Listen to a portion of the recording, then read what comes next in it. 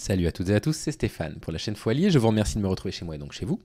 8e et avant-dernier épisode consacré à la lecture de la revue Dedans Dehors de l'Observatoire international des prisons section française. Violences faites aux femmes, la prison est-elle la solution ?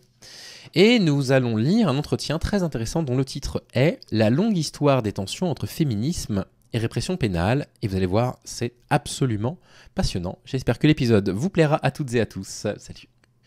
Laure Anelli réalise un autre entretien avec Jean Bérard, qui est historien, et qui revient sur les combats menés pour les droits des femmes dans les années 70, en soulignant certaines ambivalences. Le titre de l'entretien est le suivant, « La longue histoire des tensions entre féminisme et répression pénale ». Et Laure Anelli demande à Jean Bérard, « Les mouvements féministes ont-ils toujours demandé davantage de répression pénale ?» Ce à quoi il répond non.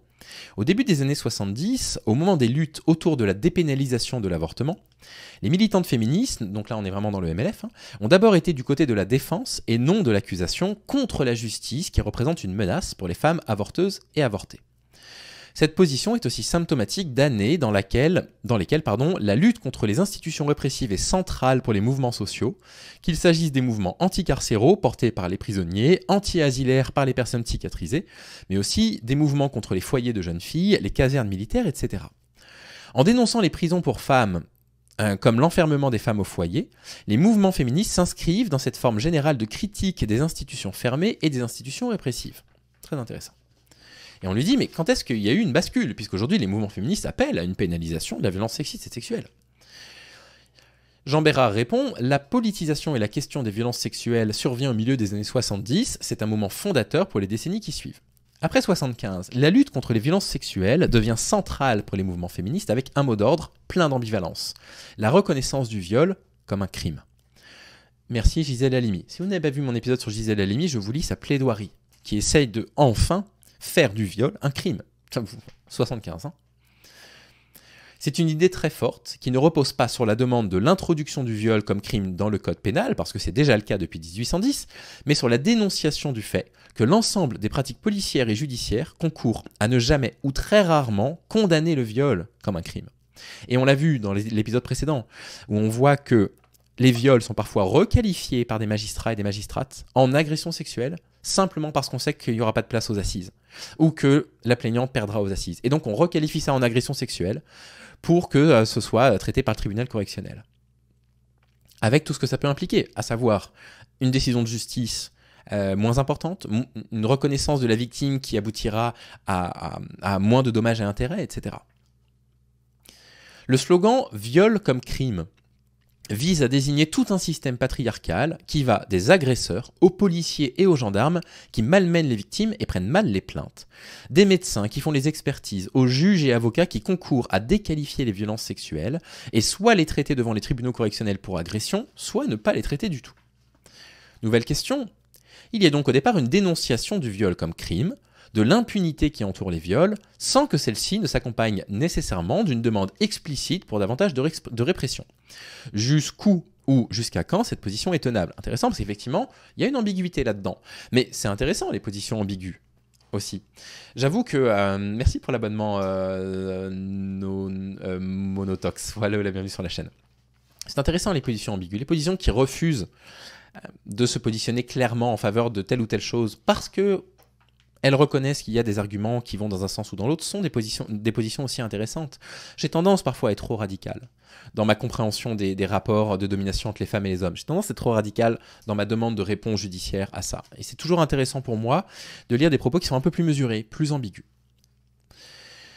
L'affaire Lac d'Arcetti, qui est jugée en 78 aux assises de Beauvais, est symptomatique des difficultés à faire tenir ensemble ces deux propositions. C'est un homme, immigré, ouvrier, qui a violé 2 femmes, dont une qui est défendue par un groupe d'avocates féministes militantes, et le procès est suivi par une journaliste de Libération.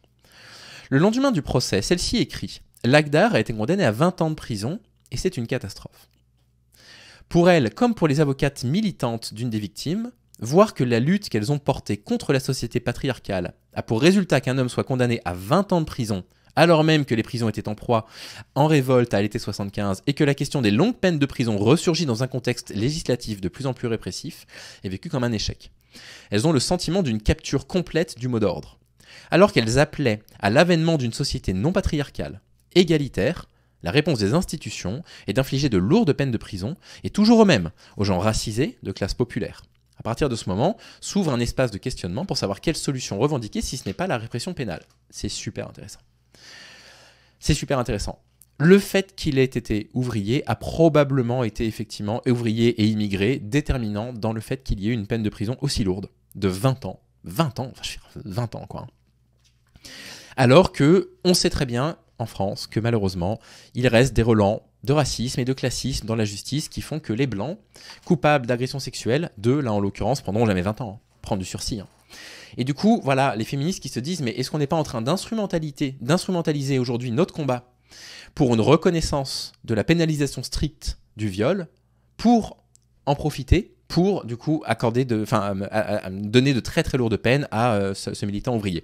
Et pourtant, elles avaient milité pour qu'il soit condamné, malgré tout. 20 ans de prison quand même. On lui dit qu'il y a des pistes ou des solutions alternatives qui émergent. Et il répond, il y a plusieurs lignes de réflexion, et chacune rencontre des difficultés. La première piste qui est mise en débat, c'est la suivante. Est-ce qu'on peut recourir à la justice pénale et demander malgré tout moins de sévérité? Super intéressant ça. Dans ce cas, soit on descend radicalement dans l'échelle des peines en demandant des amendes, un problème surgit d'emblée. Ça veut dire qu'on peut violer une fille en sachant combien ça va coûter. C'est impossible. Soit on demande des peines de prison, mais moins lourdes.